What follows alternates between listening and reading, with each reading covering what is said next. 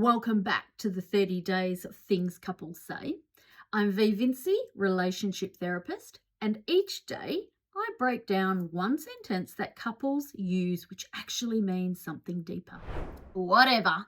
This is the sound of someone giving up, not calming down.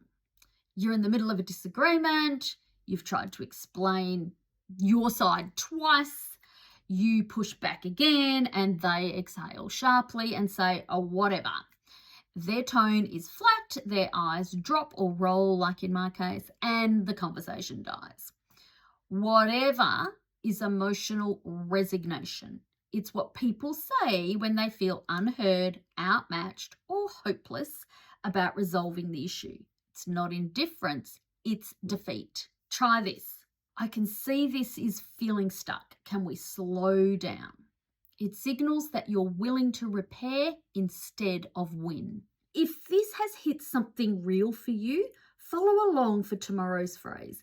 And if you want support navigating this in your relationship, therapy can help. You don't have to figure it out alone.